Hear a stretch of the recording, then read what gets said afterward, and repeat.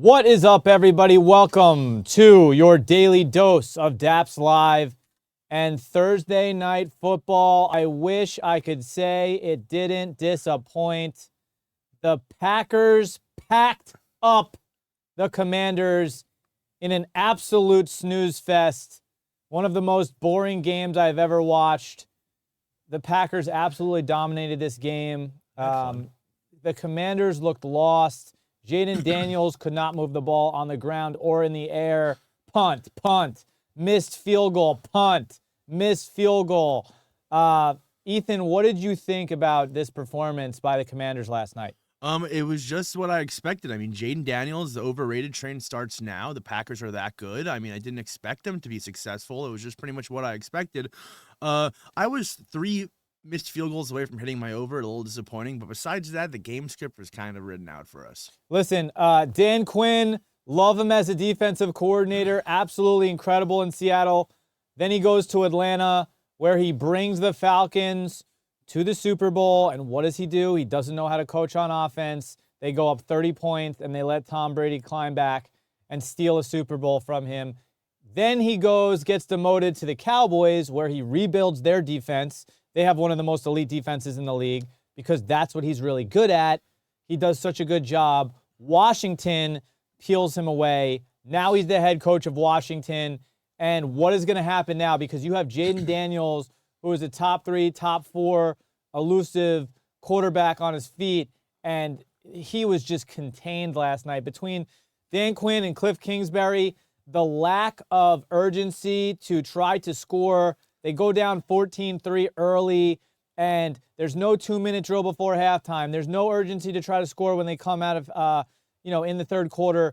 And it's just disappointing to see because I hate this brand of football. I hate this, hey, you know what? We're down 2 touchdowns. There's plenty of time left in the game. We'll just let our defense do the trick. The problem is Jordan Love was moving the ball down the field. And by the way, I was watching with Dill last night, and the Packers had multiple opportunities to just put the game away and step on their neck. And this is why I'm not a true believer in the Packers yet, because the Packers should have won this game 35 or 42-17. Like, they should have dominated. They should have scored more touchdowns. They didn't. And that's what dominant teams do. I mean, even though the Ravens lost to the Bills, the Ravens were just stepping on their throat. The problem is Josh Allen, you leave him around too long. A couple insane Hail Marys from God come down, tipped ball to Keon Coleman, Derrick Henry fumbles, and now Josh Allen and Lamar Jackson are kind of equal. But as the Packers, they weren't facing that, right? They weren't facing Josh Allen or Lamar Jackson. You got to step on their neck. You cannot play this brand of football all season or in the playoffs if you want to win a Super Bowl. Yeah, I mean, I don't fully agree because the Packers are...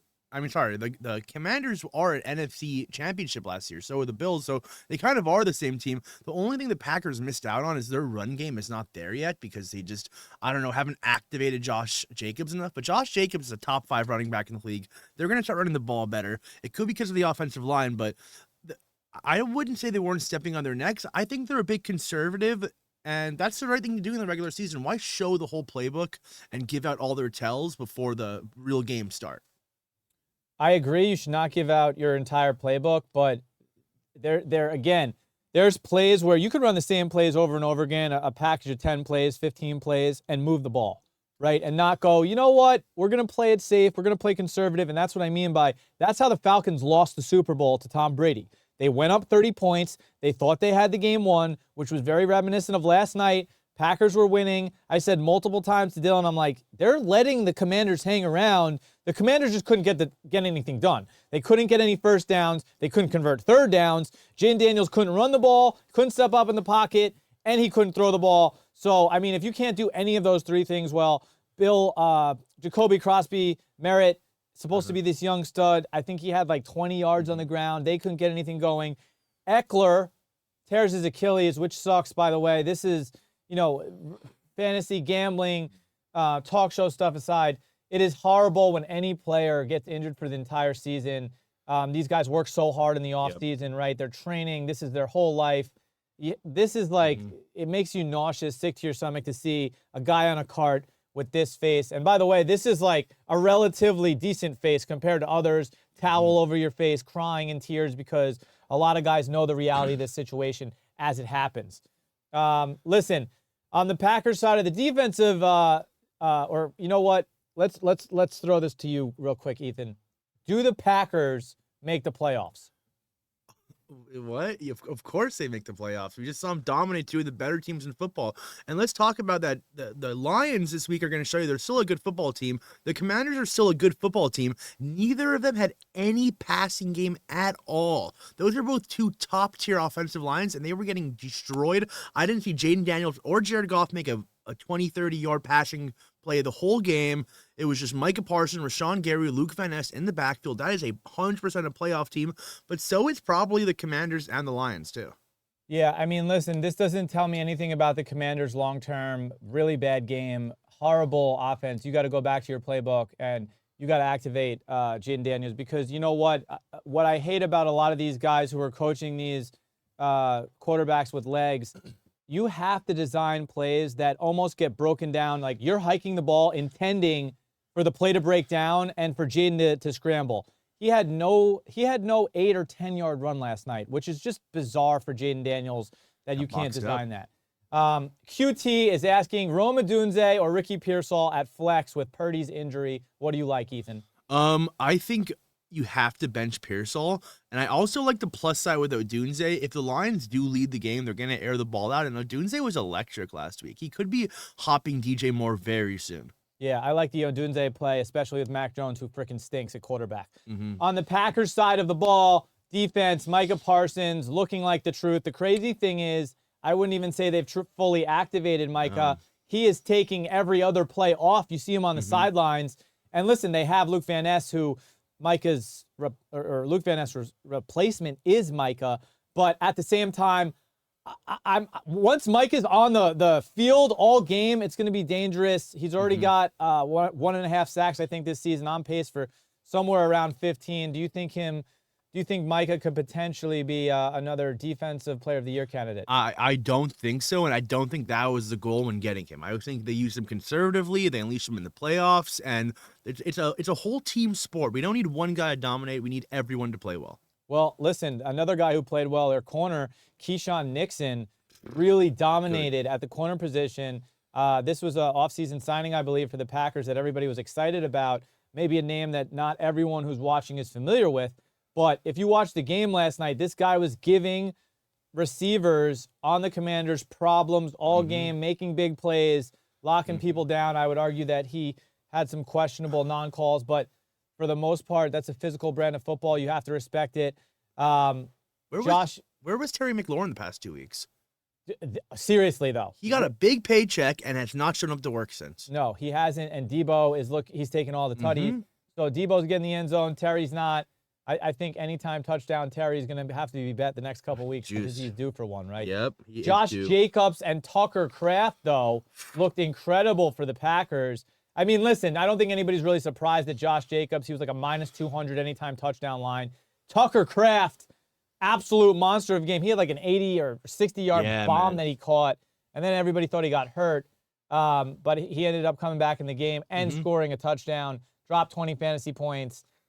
He's looking like he might be a top 3, top 5 tight end. What do you think about that, Ethan? Packers have weapon. Even when he goes out, Luke Musgrave's also a pretty good tight end. Jayden Reed went out. We didn't even recognize he was gone. They just have so much weapons. I think Tucker Kraft is a top 15 tight end, but it's just not a safe play because, as we said, the Packers just have so many guys that can get activated. Let's talk about your favorite bet of the night last night. Matthew Golden over 20 receptions, changed his number to 0 ahead of the season, and that's how many catches he had last night, Ethan. What do you have to say about that? Yeah, so I took Matthew Golden's over. If he caught that one big catch at the beginning, it'd be good, but I don't know. They didn't use him, which shows how many good players they have. They have a first overall wide receiver, and they don't even use him. Yeah, I am an anti-Golden guy for the foreseeable future, not touching any Golden props. Hate that guy. Moving to the next segment, we're going to move to another sport, which is about to be in the playoffs, and my New York Mets are sadly going to miss the playoffs because that's what they do. They're pathetic. Aaron Judge, though, the talk of town in New York, ties Joe DiMaggio's home run record. Aaron Judge last night hit 2, not 1, but 2 dingers to tie DiMaggio's home run record. He went yard off Tyler Holton in the first, then off Gibson Long in the 7th. Where does this guy rank on the list of all-time Yankees in your mind, Ethan? Well, he passed Joe DiMaggio, who maybe is the 21st best Yankee ever. Congratulations. I mean, he's maybe cracking the top 5 if he ever wins a real important game. But until now, he's just an afterthought. Like, he's no better than Reggie Jackson. And we don't talk about Reggie Jackson. Well, listen, you make a couple good points. Reggie Jackson, I would say, MLB historians definitely talk about Reggie Jackson, but I get what you're saying. There's a number of Yankees who are spoken about before Reggie Jackson: Derek Jeter, Mickey Mantle, Babe Ruth, DiMaggio, even Roger Maris. So, listen, Aaron Judge, you got to win a World Series, buddy, all right? Or nobody cares about any of this. It means nothing, unfortunately. And also, the craziest part about all of this is that Aaron Judge, who is about to win his 3rd or 4th MVP, I think his 3rd, is playing at the same time as Shohei Ohtani, who is just as good as him in the other league. So this tends to happen in sports somehow, some way. Larry Bird and Magic Johnson play at the same time, right? Like, they're both winning an MVP every other year in the 80s, right? And now you've got another kind of version of this where Ohtani and Judge are playing. Now, the opposite of this, though, is that, like, Magic and Bird are winning championships. Ohtani had to, sell himself and his soul to the Dodgers to win his title, but he's got it now. And Aaron Judge, it doesn't look like the Yankees have any chance of winning the World Series. Judge doesn't touch the balls of Shohei Ohtani. I mean, there's just different levels to this shit. I don't even think Judge is better than A-Rod when he was on the Yankees. Judge, go look at his playoff stats. He's never done anything in a big game. Like, sure, when they're up 7-2, he'll hit a nice 3-run home run, but, like, it's just not enough. Like, it's just not enough juice. He doesn't win. He's not the reason the Yankees are good. Of course he is, number one, and number two. Well, the Yankees aren't good. The Yankee. Listen, I won't disagree with you that he has not shown up in the playoffs. He's a different player. He stinks. Are the Yankees even in the playoffs right now? I think they're 3rd in their division. You might be right. I don't even know. Yeah, can Blue Jays, we Red Sox. Show the standings real quick? Yeah, so it's like we're saying, oh, Judge is so good. He the Yankees they're behind good. the Blue Jays. They should be currently in the wild card spot. Are they tied with the Red Sox? Can you check the wild card standings real quick, Dale? It's just like I've never seen anything from Judge that was that impressive. He's got a plus bat, but it's a small stadium where other people, like, if you replace him with Kyle Schwarber, I mean, Kyle Schwarber probably has more home runs a year than Judge would. No, he doesn't. But anyway, listen, Ohtani is clearly better than Judge. He has better stats, one more MVP. But again, there are a handful of players in MLB history who have won 3 MVPs. It's probably a list of 5-6 players tops. Yeah, and 4 other Yankees. And Aaron Judge is one of them. So he is one of the all-time greats. Unfortunately, though, there's so many great Yankees that you might not be in the top 5 ever unless you win at minimum 1 World Series. I mean, Derek Jeter has 4 World Series. How much does Mo have? Mo's a better player all time than Judge. I know a different position. Mariano Rivera. Oh, sure. I mean, he was on that Yankees team, too. He's got to have 3 or 4 of those. There's just a lot of good Yankees. And they're all just like, the MVP vote is a fan award nowadays. So it's like, I'm not that impressed. MVPs don't do it for me. Playoff wins do it for me. Okay, so moving right along to fight week, baby. We got fights. Canelo versus Crawford, which is absolutely incredible. I think boxing fans have been waiting for this one. I'm a huge fan of both of these guys, by the way, Ethan. And based on the odds, listen, obviously Canelo's a favorite, -175. But getting Crawford at +400 is way more attractive of a bet. And I don't think this is a sure win for Canelo. No, it's definitely not a sure win for any of these guys. No. Canelo is a more polished boxer. Terence Crawford just has that raw grit to him. You know, we got to thank Dana White for this. Dana White put his hand in the boxing ring and finally brought us a good fight after all these years. I can't remember the last good boxing match. I'm really excited to see this. It's anyone's game. I would take Canelo because, as I said, he's the more polished guy. He will play on points. He'll win, and he'll get the separation and tire Terence out and take shots late in the rounds. But Terence Crawford's a dog, though. Terence Crawford is an absolute dog, and I mean, look at his record, 41-0. Where Canelo does have 2 losses. Listen, he's also fought 20 more fights. Listen, this is a fight that boxing fans want to see, because I think what happens is in boxing is they tend to, these promoters, they put their guys in positions to win so they don't lose, and then the top fighters don't actually face off against one another. And what that does is it kind of like waters down the sport, so to speak. And this is what's happened over the last 20, 30, 40 years in boxing, and why people don't watch is because there's just so much shady behind the scenes action. And that's why the UFC has catapulted since the mid-90s, is because the best fighters in the world fight each other all the time, right? And since the Anderson Silvas, and you saw McGregor have his little reign, and we obviously have these fighters who Khabib had his little reign, John Jones, right? But like, it seems like the more competition there is, the harder it is for somebody to go on a 5, 6, 7, 8 year run, because this is a young man sport, right? And like, there's different styles, and stylistically, you just might not, even if you're a great stand-up fighter, it's hard to fight a guy who wrestles, right? So like, unless you have both in your bag, very difficult. I think that's why UFC has overtaken. Now, we also have a UFC card this week. So Kevin Gastelum missed weight for the 4th time in his career, this time by 5 pounds. He is too fat for welter, and he's evidently too fat for middle. It's crazy to think how good he could have been if he... Well, here's the thing. When he fought a natural weight and was fighting on Izzy Adesanya, there was like an 8-inch height difference between the fighters, and he put up a fight. Kelvin's an amazing fighter. He really is a UFC legend, but he's just in a weird body place where it's like he doesn't want to cut down because he wants to fight a natural, but then he fights a natural and he gets oversized because, I mean, everyone else is cutting down. So if this was just like a fighting league where everyone fought at their correct weight, then Kelvin Gastelum would be a Hall of Famer. He also loves food, which might be a problem. Now, moving on to the main event, Diego Lopes versus Gene Silva. Listen, Diego is fun to watch for sure. I don't know if this is the most hyped fight, obviously. I don't know how excited we are about this card, but what do you think about Diego Lopes? This is exactly what we tied into it. Dana White will put the best fighters against each other. Diego Lopes and the fighting nerd Gene Silva are both this elite young talent. And instead of letting them both get their own way to the title and then fight to the title, Dana's like, fuck it, let's find out who's better right here, right now. It's two young phenoms. I'm taking Gene Silva. The power is unmatched, but we saw last fight against Volk that Diego Lopes is a zombie. You could Volk was pounding him left and right, and then came back in round 5 and then shot right back like nothing even happened. Pounding him. These two guys are gonna brawl, and that's what Dana wants, you know? Dana wants it, and listen, Dana does a great job of promotion as well, right? Like, you see Dana White standing with Canelo and Crawford in Dubai or Italy or wherever the fight is, like in front of a fountain, and it's just like, of course he is, right? Of course that's where he's promoting this fight. And they're wearing whatever they're wearing, their garb. It's absolutely ridiculous.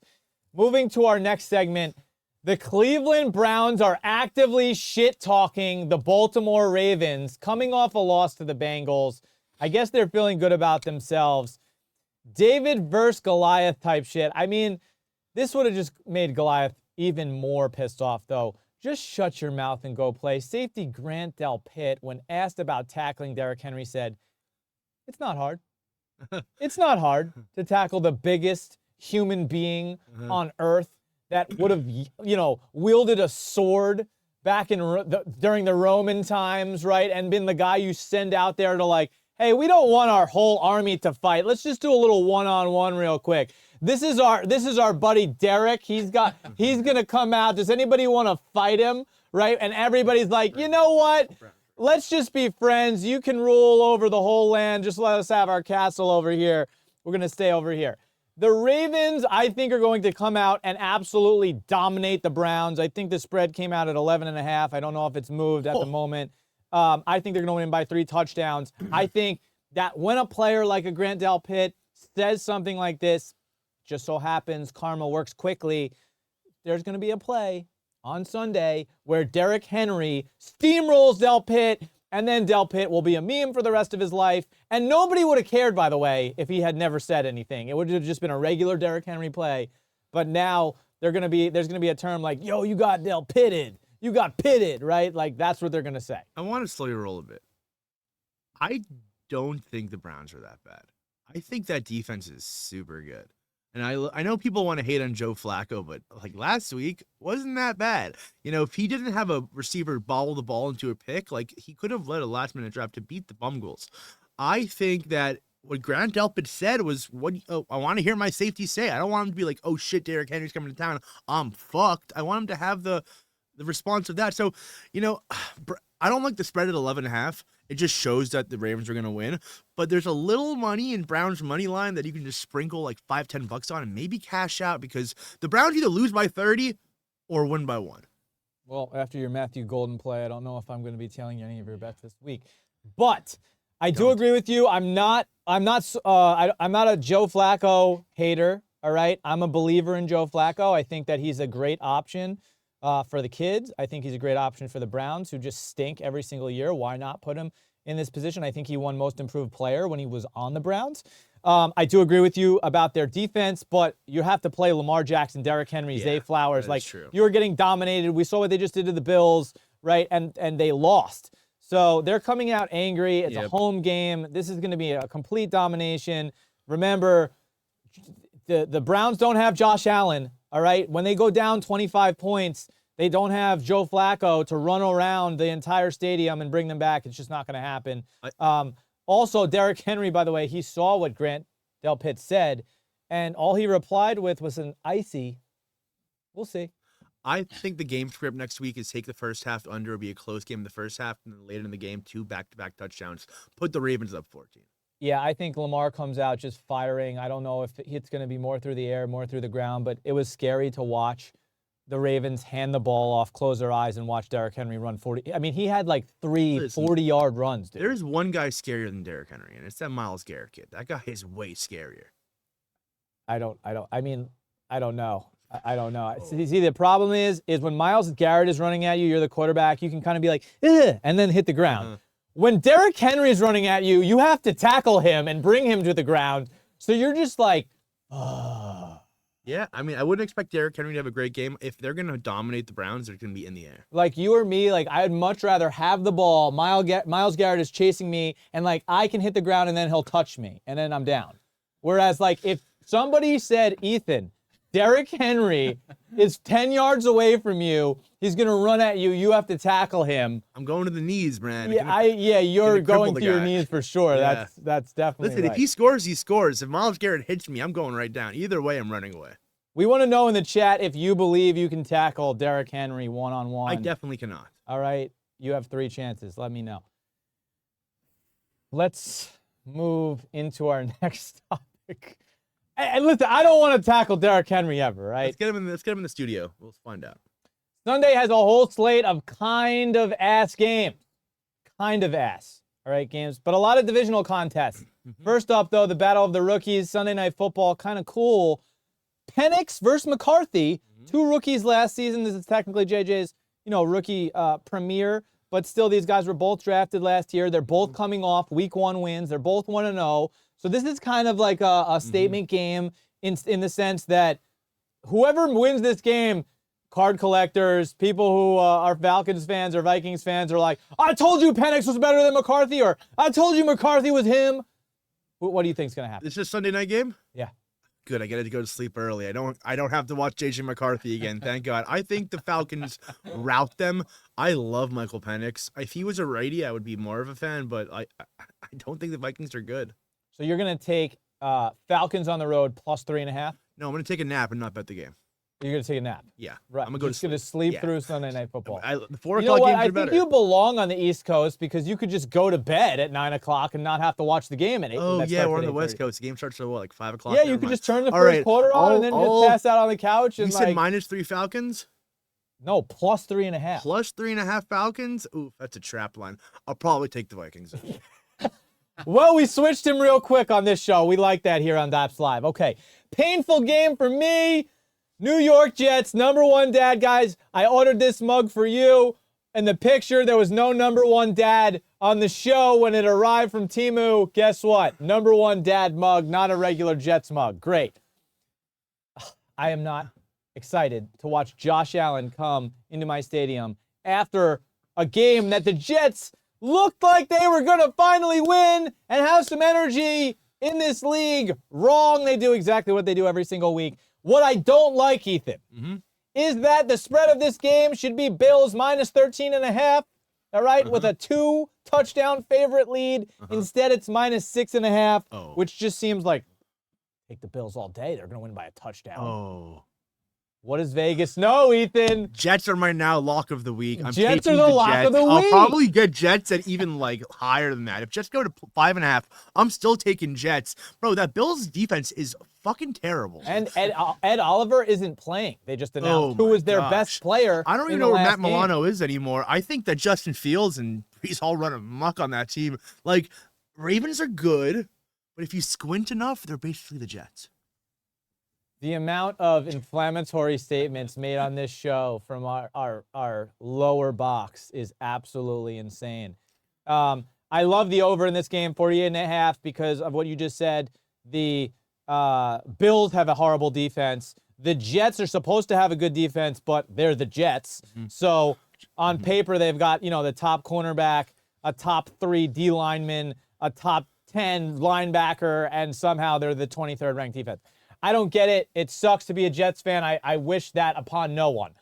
Cardinals or Rams for my survivor pool this weekend. Van Wilder, it's interesting you just said that. I've been floating this around in a group chat, and I said Arizona at home hosting the Panthers seems like a very easy win.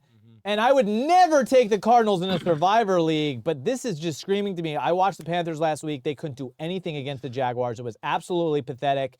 I think the Cardinals played the Saints, which doesn't mean anything. But at the same time, Kyler, Marvin Harrison, Trey McBride, James Conner, like they have all the pieces on offense. They should be able to move the ball. Can their defense hold up? And they just need to hold up against Bryce Young. The alternative is taking the Rams against the Titans. Oof. Which is in Tennessee. Who put Bryce Young in back-to-back away games in 100 degrees plus weather? I mean, Jacksonville was a scorcher last week. I know Arizona's going to be a scorcher. Poor Bryce Young, man. Can we give him some patty cake games to start the season to get some confidence in? I would take the Cardinals because the Cardinals are a better team. Yeah, well, I mean, listen, the alternative options, by the way, are taking the Ravens at home against the Browns, right? Or the Bills against the Jets. Don't take that. It's a little dangerous, right, with that line. But I don't think it's dangerous is the Ravens. I think that's kind of like the surefire bet of the week, the safest bet of the week. But again, it's football any given Sunday. Could Joe Flacco do a revenge game? Sure, whatever. Let's move to another game that shouldn't matter but does this week. Denver versus Indianapolis. And the reason this matters is they both win last week. Bo Nix does not look good last week. Didn't look like the Bo Nix we saw last year. On the flip side, Danny Dimes drops 30 points on the Dolphins, completely dominates. So now the statement game, the Colts are going to be 2-0, and the narrative is going to be Danny Dimes returns, Giants ruin his career, and he's resurrected. Or the alternative narrative is Denver Broncos 2-0, better than the Chiefs. I'm taking the under this game at 7.5. I think that the Colts do grind this one through. I didn't like what I saw from the Broncos last week. That should have been an easy game for them.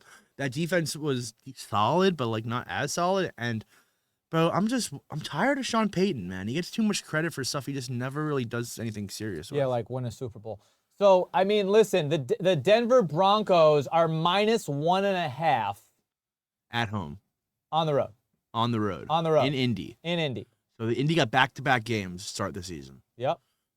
I'd have to lean towards the Broncos in this one, only because listen, the Danny Dimes led Colts faced the Dolphins, who have arguably one of the worst defenses in the league. Right? Pretty bad defense, Ethan. They lost by the way, like 5 or 6 of their starters over the last 2 seasons are gone. Right? And then they got rid of Ramsey. So they've lost a lot of pieces over the last couple years. Got absolutely dominated. The Broncos have, Defensive Player of the Year candidate in Surtain.